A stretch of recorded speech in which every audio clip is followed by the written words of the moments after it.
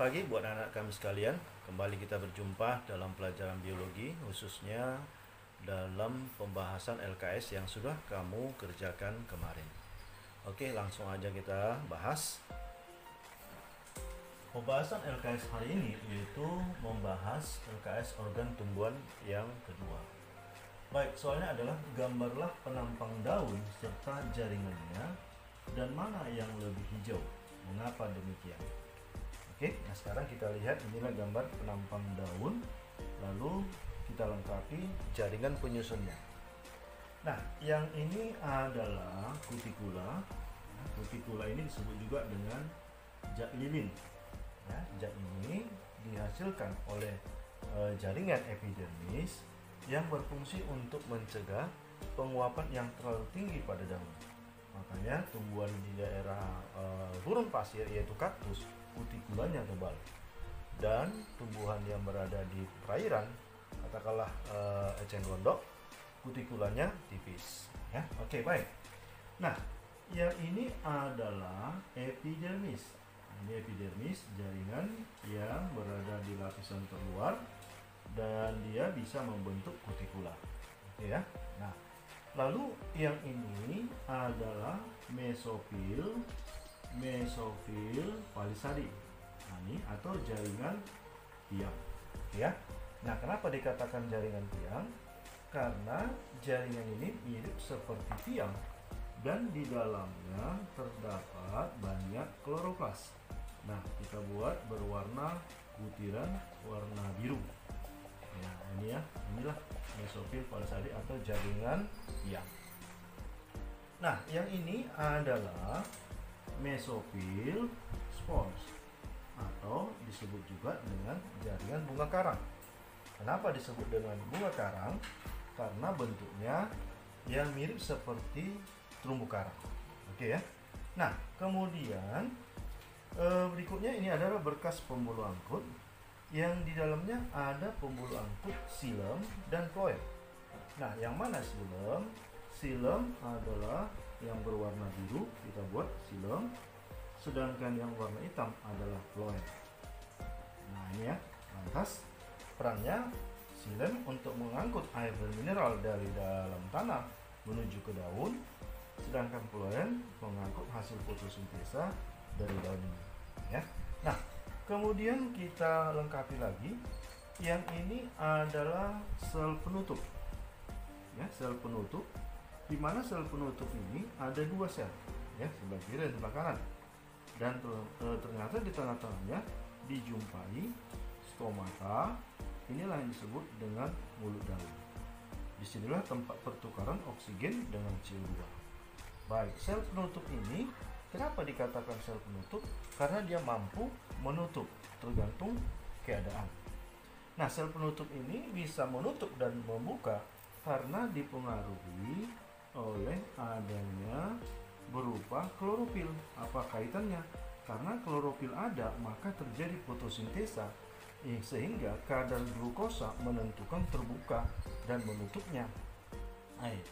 Jadi kalau sel penutup ini di sore hari dia akan menutup karena kadar glukosanya dan airnya sudah mulai menurun, mengakibatkan tekanan turgor pun menurun. Hal ini menyebabkan stomata jadi tertutup.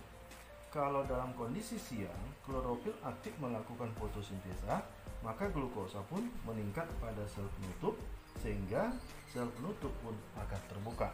Artinya tekanan turgornya meningkat. Ya. Nah, itulah untuk jaringan penyusun daun. Baik. Lantas pertanyaannya, jaringan di sebelah mana, permukaan mana yang lebih hijau? Jawabnya adalah di permukaan atas. Nah, kenapa demikian? Karena di permukaan atas dijumpai klorofil yang jumlahnya lebih banyak. Sedangkan mesofil spons memang ada klorofil, tapi tidak sebanyak dari mesofil palisade. Jadi kita simpulkan karena banyaknya klorofil pada bagian palisade menyebabkan permukaan daun paling atas lebih hijau.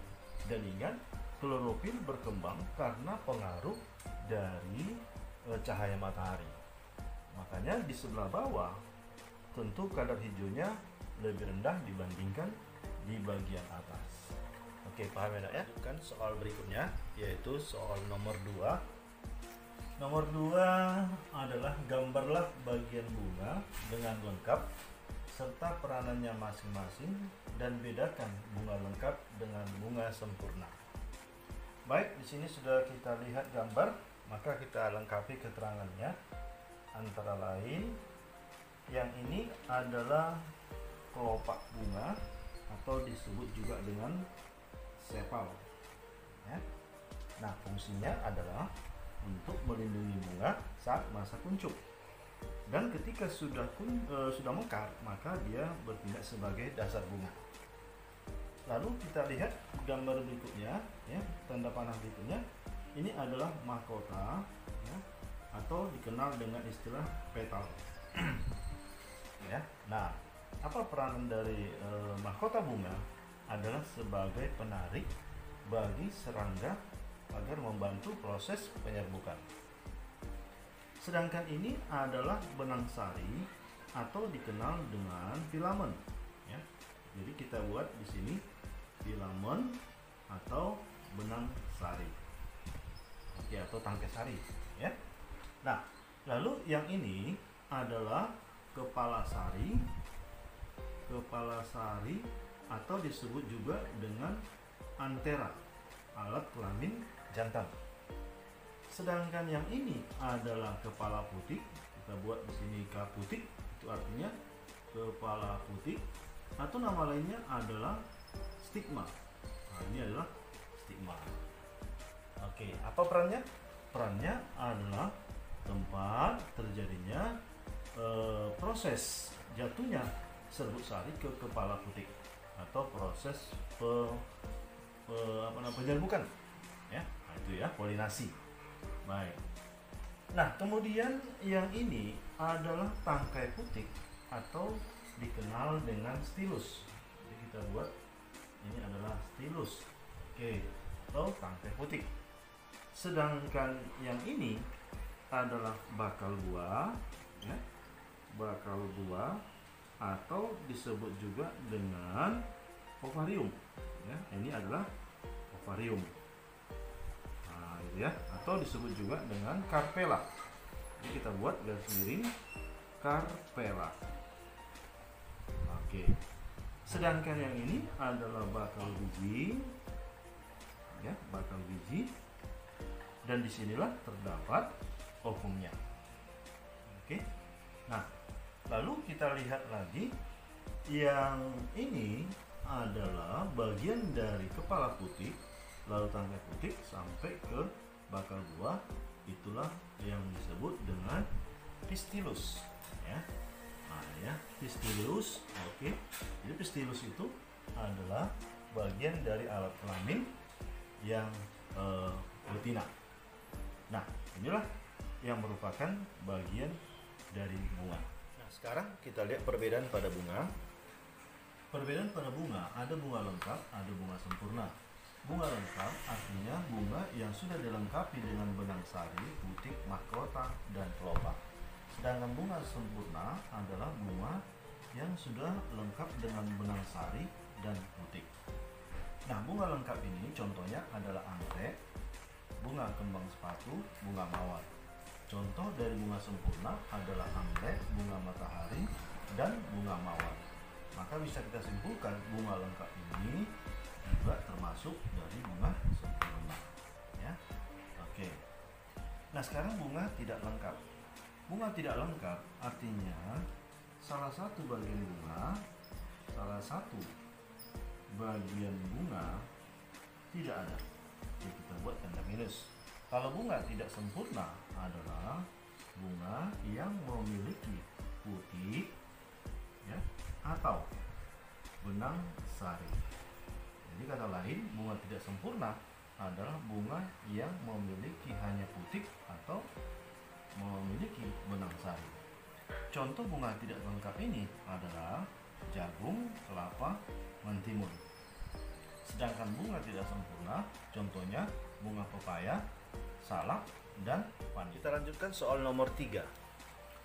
Buatlah perbedaan tumbuhan monokotil dan dikotil dalam bentuk tabel. Nah, di sini sudah kita siapkan tabel perbedaan monokotil dan dikotil. Adapun yang kita bedakan adalah jenis akar sampai ke kelipatan petala atau mahkota. Baik, kita lengkapi. Jenis akar monokotil adalah akar serabut. Jadi kita buat serabut, ya. Sedangkan tumbuhan dikotil adalah jenis yang disebut dengan tunggal. Untuk monokotil, pelindung akarnya ada, ya. Ini kita buat tanda plus. Sedangkan tumbuhan dikotil tidak ada. Karena tidak ada pelindung akar pada tumbuhan dikotil, maka akar tumbuhan dikotil lebih aktif pertumbuhannya sehingga terbentuklah akar yang tunggang. Nah, untuk tumbuhan monokotil, karena dia memiliki pelindung akar, maka pertumbuhan akarnya lebih aktif ke arah ke sebelah lateral atau ke samping. Nah, bagaimana dengan pelindung batang? Pelindung batang juga hal yang sama, monokotil ada, sedangkan tumbuhan dikotil tidak ada.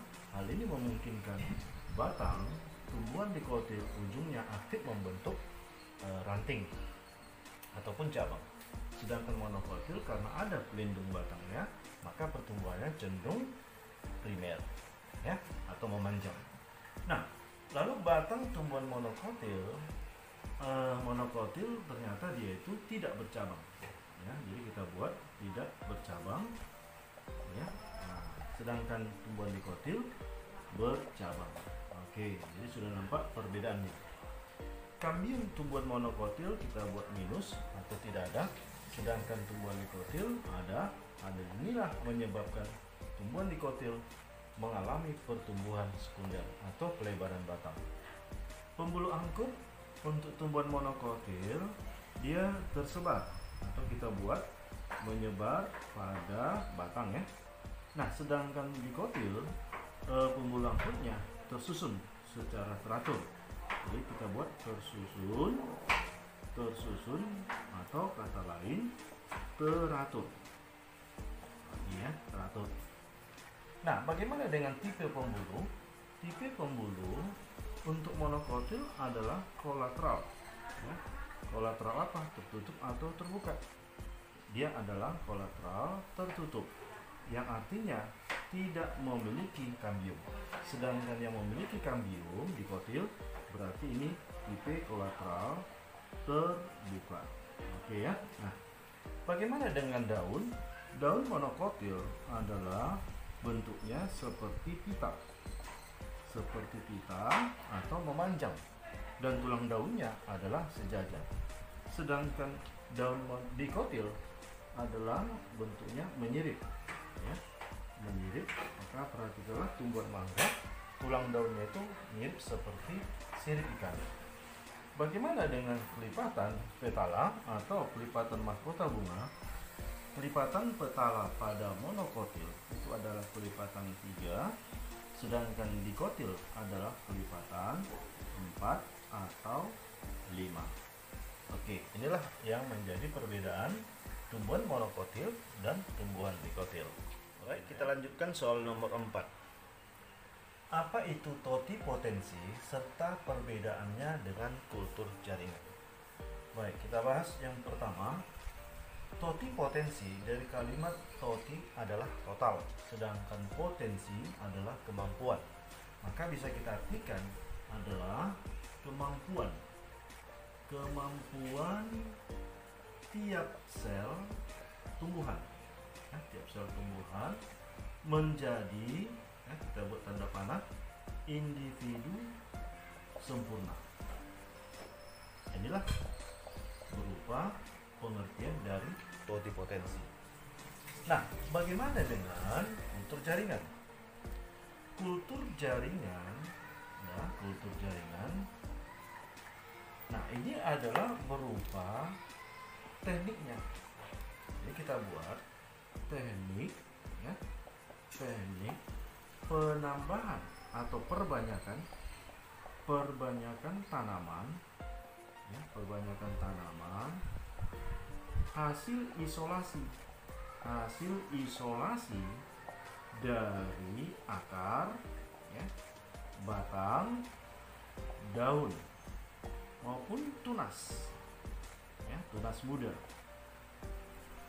untuk menjadi individu baru. Nah, inilah kultur jaringan. Berarti bisa kita bayangkan di manakah perbedaannya kalau totipotensi ini menunjukkan suatu teori, sedangkan kultur jaringan adalah aplikasinya atau teknik, yaitu dengan cara memperbanyak bagian atau tanaman dari bagian akar, batang, daun sehingga terbentuklah individu baru. Oke ya, nah itulah untuk soal nomor 4. Soal nomor 5 adalah jelaskan tahapan kultur jaringan dan tuliskan keuntungan dan kelemahannya. Baik, sebelum kita melihat bagaimana tahapannya, tentu kita lihat dulu ilustrasi gambar teknik kultur jaringan. Nah, perhatikanlah tanaman ini. Tanaman yang diambil adalah tanaman wortel. Lalu pada ujung wortel, ya, kita ambil dan dipotong. Lalu diiris setipis mungkin. Nah, tampaklah gambarnya seperti ini. Kemudian diambil jarum eksplan. Ya, jarum eksplan gunanya untuk mengambil sel atau jaringan dari bagian ujung wortel. Kenapa bagian ujung wortel? Karena bagian ujung wortel masih memiliki sifat yang meristem. Nah, setelah menggunakan jarum eksplan, maka kita lihat arah panahnya.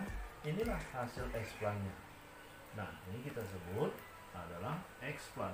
Apa itu eksplan? Adalah bagian atau jaringan dari tubuh induknya yang telah diisolasi. Jadi jarum eksplan ini adalah upaya mengisolasi jaringan tumbuhan induknya sehingga terpisah. Nah, lalu eksplan ini siap untuk dimasukkan pada media, ya, di mana medianya sudah dipersiapkan terlebih dahulu, dan kita tambahi bahwa pada media ini sudah diberikan berupa nutrisi, ya. Lalu ada hormon yang mendukung pembelahan sel, lalu ada jelly sebagai media pertumbuhannya. Nah, setelah diberikan nutrisi, hormon serta jelly, maka eksplan ini pun siap untuk dimasukkan. Ya, baik. Setelah kurang lebih 2 minggu, maka pada media ini akan tampaklah perubahan pada eksplan. Jadi kita buat bentuk dari eksplannya sudah muncul berupa bagian tubuh tanaman yang jumlahnya lebih banyak. Nah, inilah yang disebut dengan istilah kalus. Berarti kalau dibilang kalus adalah bagian dari jaringan tumbuhan yang sudah mengalami perkembangan. Nah, setelah itu maka kita perhatikan langkah berikutnya. Setelah terbentuk banyak individu, maka disediakanlah berupa media tumbuh untuk diadaptasikan ke lingkungan. Katakanlah ini adalah polybag. Berarti kita buat ini untuk satu tanaman.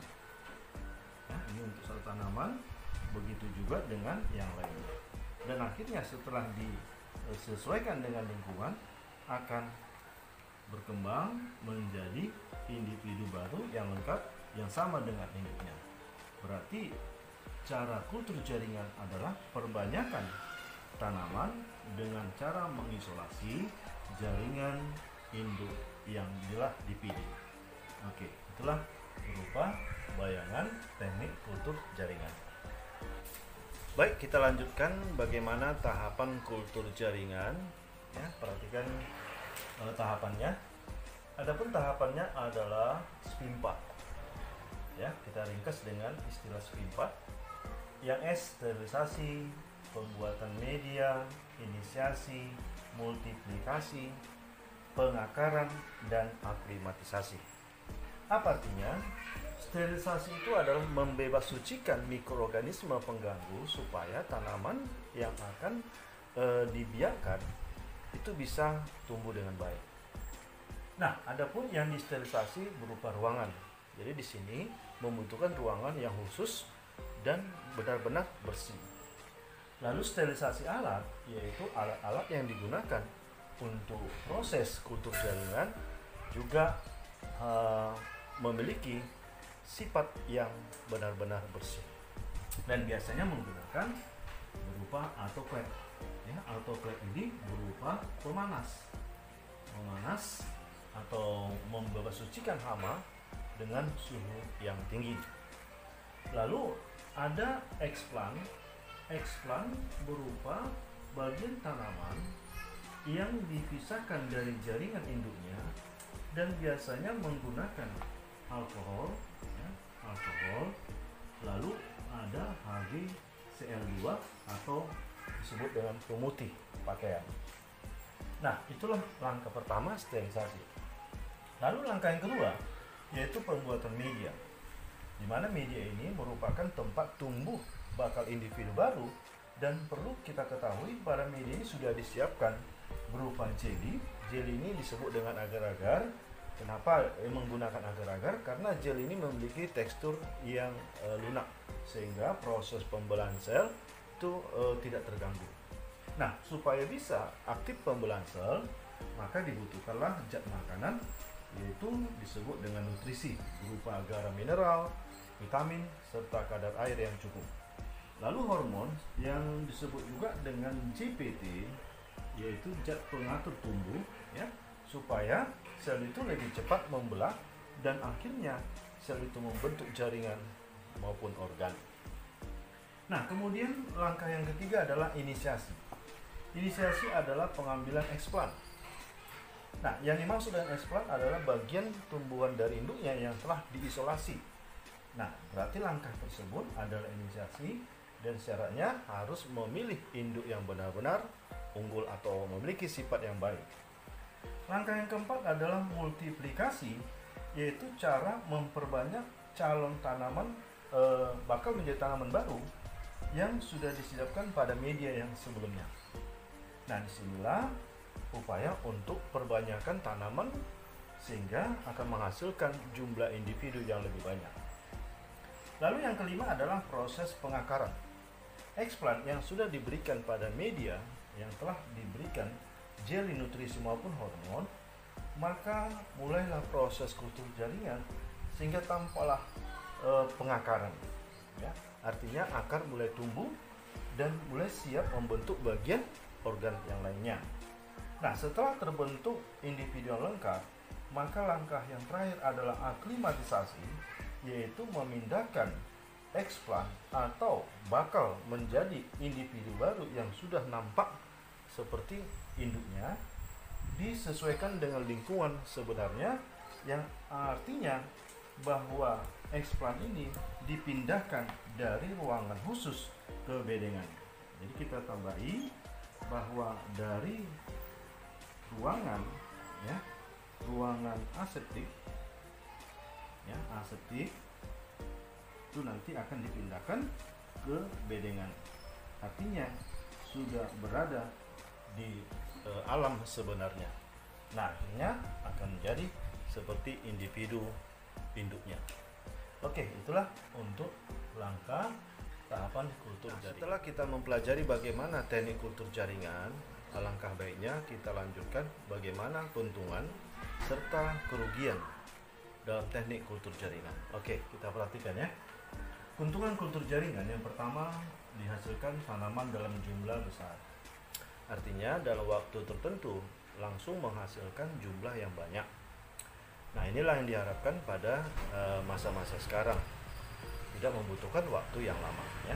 Nah, kemudian tanaman tersebut memiliki sifat yang seragam sama dengan induknya. Tentu induknya benar-benar yang telah dipilih kualitasnya.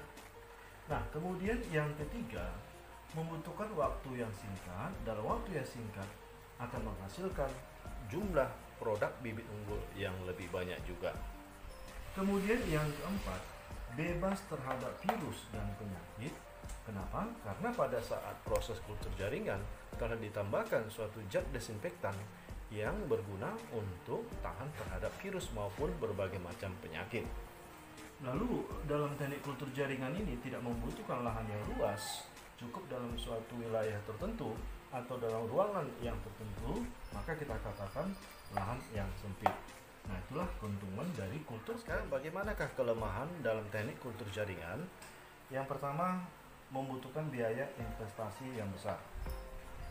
Lalu yang kedua, membutuhkan SDM yang profesional, artinya tidak sembarangan orang melakukan teknik kultur jaringan. Sedangkan yang ketiga, akarnya kurang kokoh. Kenapa? Karena individu yang dihasilkan itu berasal dari tanaman yang sudah dewasa. Artinya, yang terbentuk adalah akar liat, bukan akar primer atau akar yang berasal dari perkecambahan.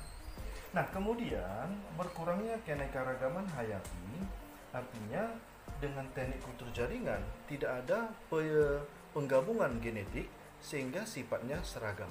Nah, inilah menunjukkan bahwa keanekaragaman hayati maupun keanekaragaman gen akan semakin menurun. Oke, itulah hasil pembahasan kita untuk LKS organ tumbuhan bagian yang kedua. Oke ya, semoga pembahasan ini bisa berguna bagi kita. Terima kasih.